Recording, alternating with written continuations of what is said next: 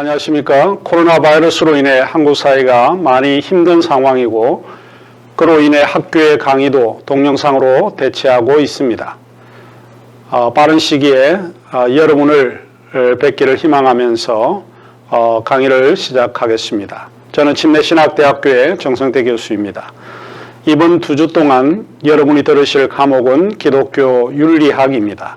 첫 번째 강의는 윤리의 일반적인 내용과 기독교 윤리가 무엇인지를 설명해 드리겠고, 이어지는 두 번째 주의 강의에서는 기독교 윤리에 대한 도전들이 무엇인지 설명해 드리도록 하겠습니다.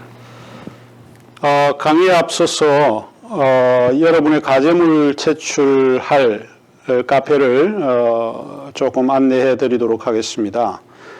카페를 여러분 좀 참조해 주시면 고맙겠습니다. 다음에 오시면 검색창이 있는데 하기동네를 치십니다. 제 카페 이름이 하기동네인데 치시면 하기동네가 이렇게 뜹니다. 사이트 하기동네를 클릭을 여러분이 하시면 현재 강의하고 있는 정성태 교수의 카페가 나오게 되는데 참조하시기를 바랍니다. 그러면 제 카페의 모양이 이렇게 생겨 있습니다. 하기동네 오시고 그리고 그 밑쪽으로 왼쪽 밑으로 이렇게 내려오시면 이번 학기 제가 강의하는 강의의 자료, 그 다음에 여러분이 제출할 과제 제출란이 여기에 있습니다. 그래서 뭐 종교 철학을 제가 강의도 하고 있고요. 기독교 윤리 학부에서 가르치고 있고 또 학부에서 기독교 세계관을 가르치고 있는데 이 왼쪽에 오셔서 과제 제출은 그 과제 제출란을 클릭을 하시면 여러분이 그곳에 자료를 첨부해서 올려주시면 되겠습니다. 한 가지 이제 부탁의 말씀을 드릴 것은 과제 제출을 할 때 여러분이 비밀번호를 알고 계셔야 합니다. 등록을 하셔서 비밀번호를 반드시 기억을 해야 하는데 그 비밀번호를 아셔야 제가 댓글을 단 거를 여러분 확인할 수 있습니다. 꼭 기억해 주시면 고맙겠습니다. 자, 그러면 이제 윤리에 대해서, 윤리 일반에 대해서 제가 좀 설명을 해드리고 그리고 난 이후에 기독교 윤리를 정의해 보도록 그렇게 하겠습니다. 윤리에 있어서 세 영역을 우리가 좀 생각을 해볼 수 있습니다. 일반적으로 우리가 철학이라고 하는 것을 생각하게 되면 이 세 가지 영역을 조금 이야기를 하고 있거든요. 그 중에 하나가 진리가 무엇이냐, 진리에 관한 논의가 하나 있습니다. 이 진리라고 하는 것은 인식론의 영역에 속하는데 무엇이 옳은 건가, 무엇이 그런 건가 라고 하는 논의의 영역이라고 볼 수 있고요. 그 다음에 선이라고 하는 영역이 있는데 이거는 선함에 관한 문제를 다루는 그런 영역입니다. 그래서 이 선함이라고 하는 거, 선이라고 하는 거, 그 다음에 이제 세 번째로 가치의 문제일 수 있는데 이 문제가 미의 문제입니다. 이것은 좋다, 좋지 않다라고 하는 내용을 가지고 논의하는 영역이라고 볼 수 있습니다. 그래서 보통 우리가 진선미라고 할 때 진은 철학의 영역이고 그 다음에 선이라고 하는 것은 윤리의 영역이고 그 다음에 미라고 하는 것은 가치의 영역입니다.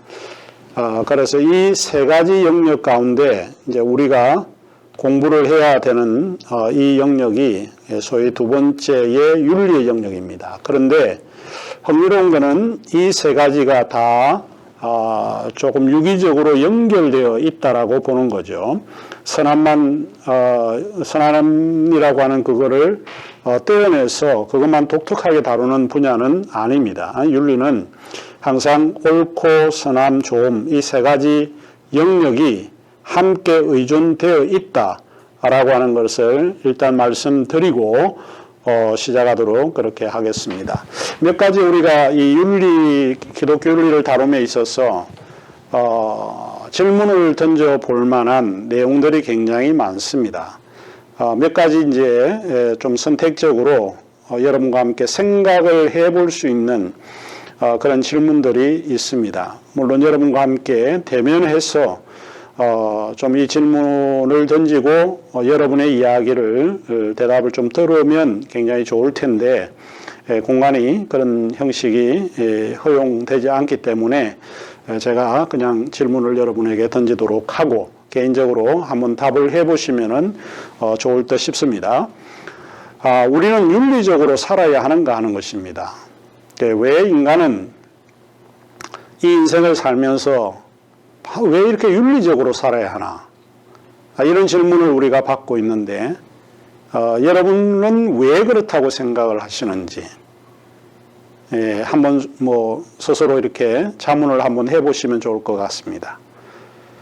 그 다음에 그렇다고 그러면 왜 우리는 윤리적으로 살아야 하느냐는 어떤 이유 때문에 윤리적으로 살아야 하는가?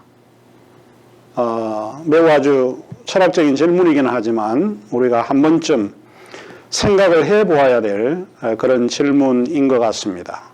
왜 우리는 윤리적으로 살아야 하는가? 그 다음에 우리가 던질 수 있는 물음이 어떻게 사는 것이 윤리적인 삶인가 하는 것입니다.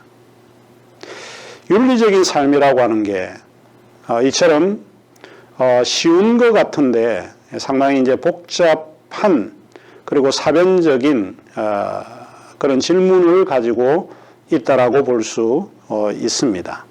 이런 질문을 우리가 한번 생각을 해보고 그리고 윤리적으로 사는 것이 행복한 삶인가? 무엇이 인생을 행복하게 하는가? 윤리학자들은 윤리적으로 사는 것이 삶을 행복하게 할 수 있다. 이렇게 생각을 하는 것 같아요. 그렇다면 이 윤리적으로 사는 게 정말 행복한 삶인가 하는 이야기입니다.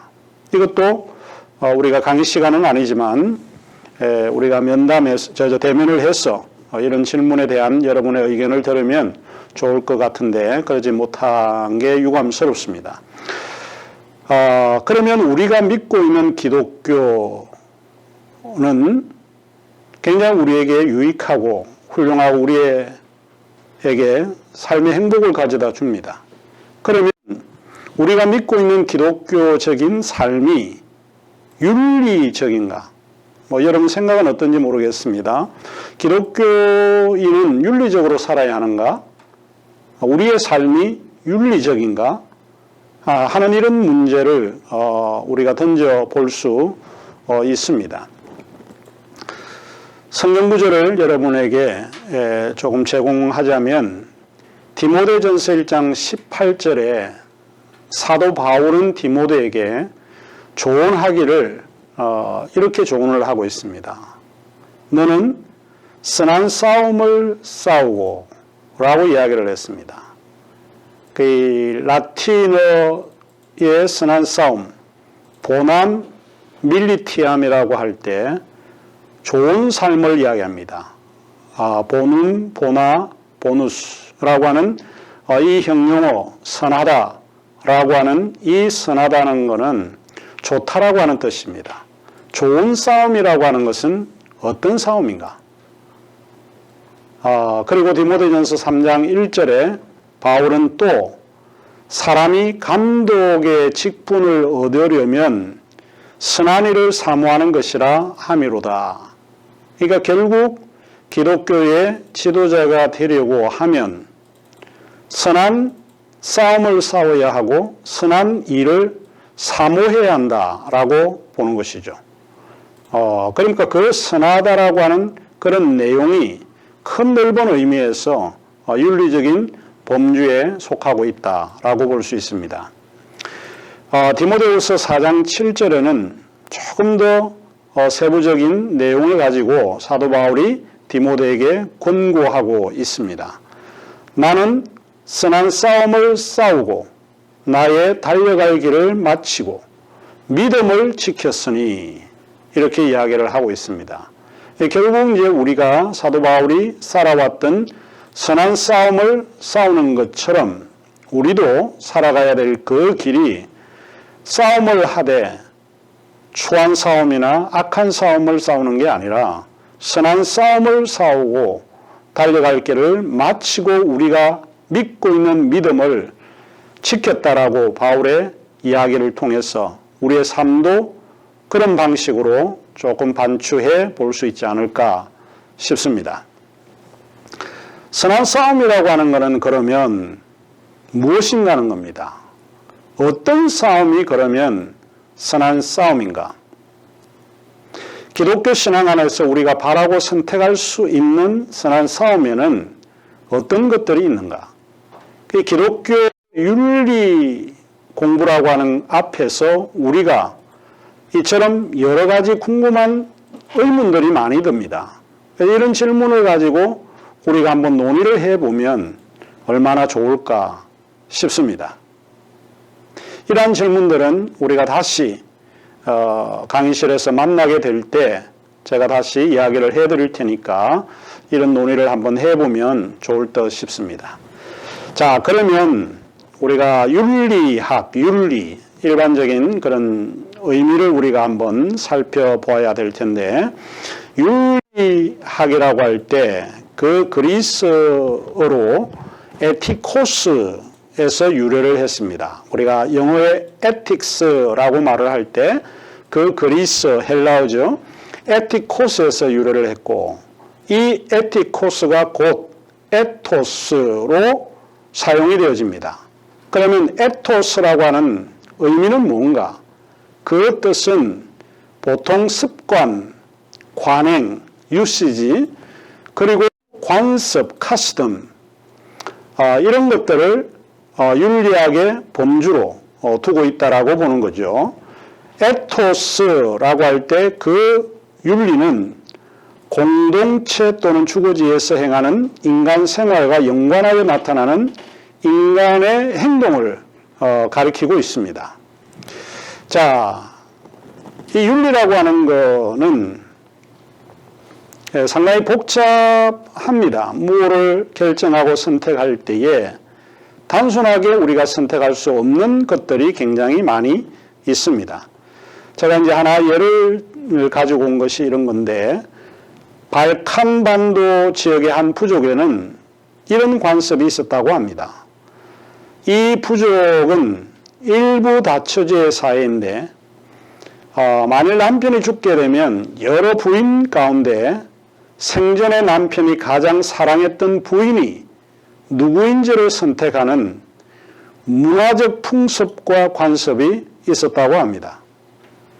남편의 가장 총애를 받았던 부인을 결정하기 위해서 부인들, 가족들, 불악의 구성원들이 참여해서 가장 많은 남편의 사랑을 받았고 총애를 얻었던 부인을 선택하게 됩니다. 선택을 받은 부인은 그 부족 앞에서 모든 명예와 영광을 누리고 칭송을 받습니다. 그런데 그러고 난 후에 남편과 함께 그 칭송을 받은 부인은 생매장 된다고 합니다. 그러면 선택받지 않는 부인들은 수치심과 불명예를 안고 남은 인생을 산다고 합니다. 자, 그러면 문화적인 관습과 습관은 시대와 또 그 문화에 따라서 서로 다르게 나타날 수 있다라고 보는 거죠. 그 윤리라고 하는 거는 우리가 윤리적이다, 윤리적인 행위를 한다, 윤리적으로 선택을 한다라고 할 때 철학 이야기를 하고 있는 인식론적 옳음이라고 하는 게 굉장히 애매하고 조금 복잡한 체계를 가지고 있다고 볼 수 있는 거죠. 이 같은 문화적 상대주의를 윤리학에서는 우리가 생각을 하지 않을 수 없습니다. 그래서 이 같은 문화적 상대주의에 대한 여러분의 생각이나 의견은 무엇인지 이런 이제 이야기를 통해서 우리가 어떻게 설명할 수 있을지 한번 논의해 보면 좋을 듯 싶습니다. 일단 윤리학 강의를 시작을 하면서 이 윤리학이라고 하는 일반적인 정의를 한번 생각을 해 보았습니다. 자, 그러면 구체적으로 기독교 윤리라고 하는 것은 뭔가?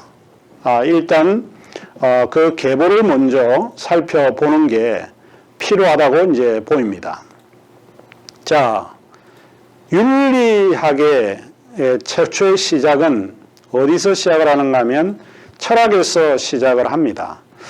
우리가 그래서 진선미, 우리가 구분을 해왔지만 이거는 서로 불가분의 관계를 가지고 있다라고 이야기를 했습니다. 그러나 이 윤리학은 바로 이 선에서 시작을 하고 있습니다. 그러면 미라고 하는 것은 바로 이 오른쪽에 소위 에스테믹이라고 하는 소위 가치 문제를 다루는 겁니다. 사실은 미학이라고 하는 것은 가치, 아름다움 이런 거를 이야기를 하죠. 여기서 또 내려오는 것이 세 가지로 조금 나누어지는데 하나는 형이상학적인 흐름으로 나누어지고 하나는 가치론으로 나누어지고 하나는 인식론으로 나누어집니다. 그래서 이 세 가지 또 그 밑으로 내려오게 되면 그 안에는 기독교 윤리, 기업 윤리, 그 다음에 환경 윤리, 다양한 형태의 윤리를 우리가 만들 수 있습니다. 자, 이런 거를 소위 applied ethics라고 그러는데 이게 소위 이제 윤리에 의해서 파생되어진 이제 적용되어지는 윤리라고 볼 수 있는 것이죠. 그 다음에 이제 그 안에는 또 규범 윤리가 있고 응용 윤리가 있고 그 다음에 메타 윤리가 있습니다. 자, 규범은 노모티브니까 일단 어떤 판단을 하거나 행동을 할 때 규범에 의해서 판단하고 결정하는 것을 규범 윤리학이라고 말을 할 수 있고 applied ethics는 다양한 형태의 윤리에서 파생되어지는 여러 가지의 윤리를 이야기를 하고 있고 메타 윤리라고 하는 것은 메타라고 하는 것은 소위 이제 영어의 beyond, 넘어가다 이런 이야기입니다. 메타라고 하는 것은 우리가 이제 메타피직스 그렇게 때 요 앞에 보이는 메타피직스라고 하는 것은 형이상학입니다. 이 메타를 빼게 되면 피직스는 물리학이죠. 현실 세계를 이야기를 하는 건데 이 메타 에틱스도 마치 초월해 있는 그런 윤리를 다루고 있다라고 볼 수 있습니다. 자, 그러면 이제 우리가 요약을 해보면 철학에서 윤리학과 미학이 나누고 그 밑에서 일종의 응용 윤리학으로 기독교 윤리가 형성되어진다라고 보는 것입니다. 자, 그러면 윤리라고 하는 게 이제 앞에 간단한 사전적인 의미를 정의를 했지만 이제 구체적으로 윤리라고 하는 것을 정의를 해보면 윤리학이란 과거의 것을 평가하거나 범죄나 무지를 비판하며 또는 비난이나 신뢰를 판단하는 것이 아니라 행위 결정을 위한 지침에 관심을 갖는다는 거예요. 여기서 중요한 거는 decision making이라고 행위 결정. 내가 저 사람을 도울 건가 돕지 않을 건가 결정하는 겁니다. 예를 들자면 지금 현재 코로나 바이러스로 인해서 대구 지역에 많은 확진자들이 형성이 되어지고 여러 사람들이 대구로 몰려가서 의사든 간호사든 도우려고 노력을 합니다. 그러면 그 사람들이 내가 도와야 되겠다라고 도울 건가 말 건가 라고 이제 생각을 하게 될 때 이런 거를 decision making이라고 합니다. 행위 결정. 그러니까 결국 윤리학이라고 하는 것은 과거의 어떤 것을 평가하는 거 이런 거는 역사학이죠.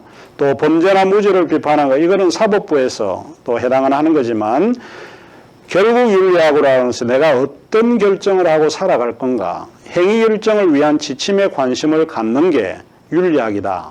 윤리학자 로저 크루크라고 하는 분이 이제 그런 이야기를 했습니다.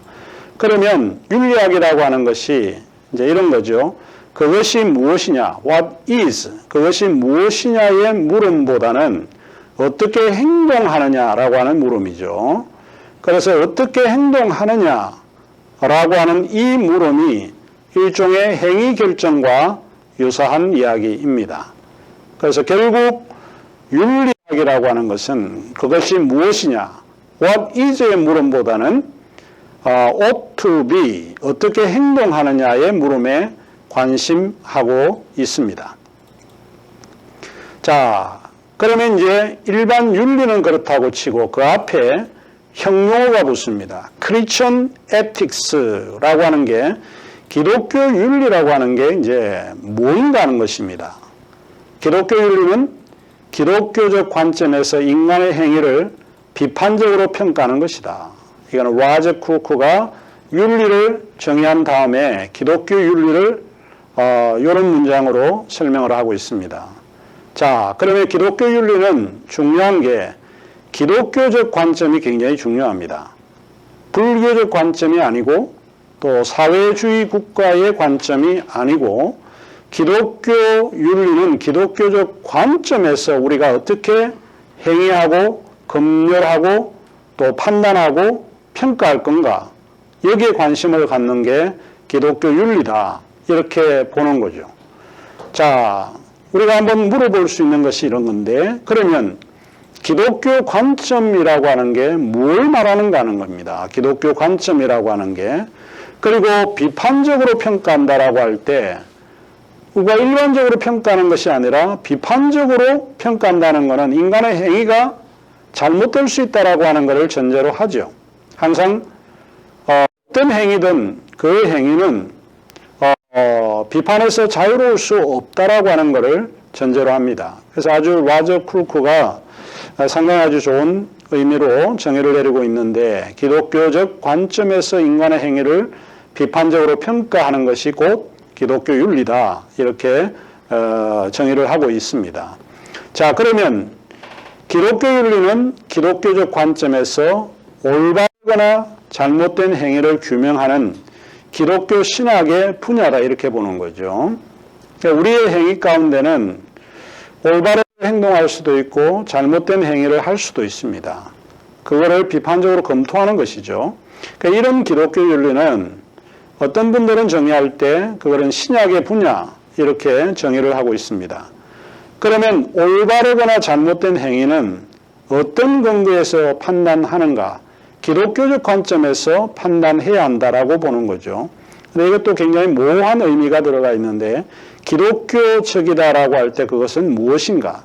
나중에 우리가 설명을 하게 되겠지만, 그 기독교적이라고 할 때 그 기독교는 성서적이어야 한다라고 하는 의미도 들어가 있고, 또 뿐만 아니고 교회적이어야 한다라고 보는 거고, 일반적으로 기독교는 교회 전통과 분리할 수 없기 때문에 그런 거죠. 그러니까 공동체라고 하는 그 기준에 따라서 우리의 행동을 해야 한다라고 하는 것을 합니다. 그것이 판단의 근거 이유가 될 수 있다라고 보는 것이고, 그런데 그 판단의 기준은 그러면 보편적인가 아니면 개별적인가? 어떤 사람은 이게 괜찮다라고 이야기를 하고 어떤 사람은 이게 일반화되지 않았다고 이야기를 하는 경우가 있습니다. 그래서 윤리에 이제 제가 생각을 해보게 되면, 윤리의 근원적인 문제는 항상 보편성과 개별성의 문제가 상충되는 경우가 굉장히 많아요. 자, 그러면 보편성, generality와 particularity라고 하는 이 두 가지를 조금 설명을 해드리면 이런 거입니다. 가령 이제 예를 든다라고 하면 우리가 강이라고 하는 거, 영어의 river, 이 강이죠. 우리 주변에 마주하는 것은 강들이 많습니다. 강이라고 하는 거는 보편적이에요. 강은 그 이름 자체가 보편성을 띠고 있습니다. 그런데 그 안에 한강이라든지 그 다음에 소양강이라든지 낙동강이라든지 이런 한강, 소양강, 낙동강과 같은 것들은 보편성의 강이 아니고 개별성의 강입니다. 낙동강은 소양강과 다르고 특질과 특성이 서로 다르다라고 보는 거죠. 그러면 이 두 개가 윤리적인 어떤 문제를 생각해 볼 때 이 두 가지가 항상 문제가 되어질 수 있다라고 보는 거예요. 상충되는 경우가 굉장히 많습니다.